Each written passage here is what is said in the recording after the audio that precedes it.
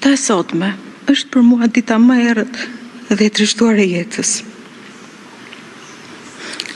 Po ndahem me njeriu me të cilin kalova një çerek shekulli jetë dhe me të cilin më lidhen përveç dashurisë shumë ëndra, shpresa e zhgënjimet përbashkëta. Sot është një nga ato ditë që unë nuk do të dëshiroja të jetoja kur.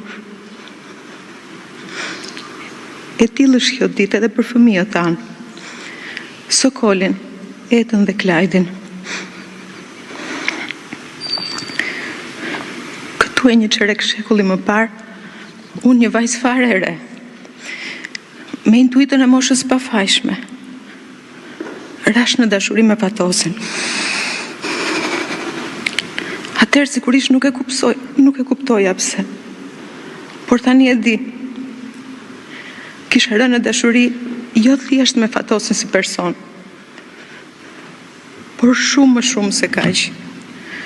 Kisha rënë në dashuri njëkohësisht edhe me vizionin e një Shqipërie ndryshe. Komplet tjetër nga ajo që jetonim aso kohe.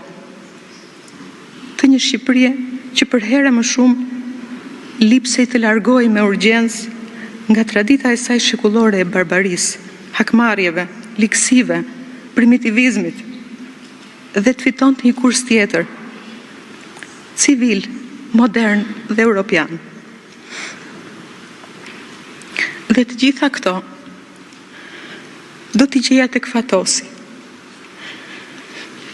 Gjë që më lejoni ta përsëris.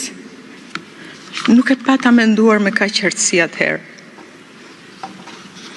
Me kalimin e kohës, ditë pas dite, unë pata fatin të zbuloja tek Fatosi vlera dhe cilësi që nuk janë aq të shpeshta në jetën tonë, aq më pak në jetën publike dhe politike.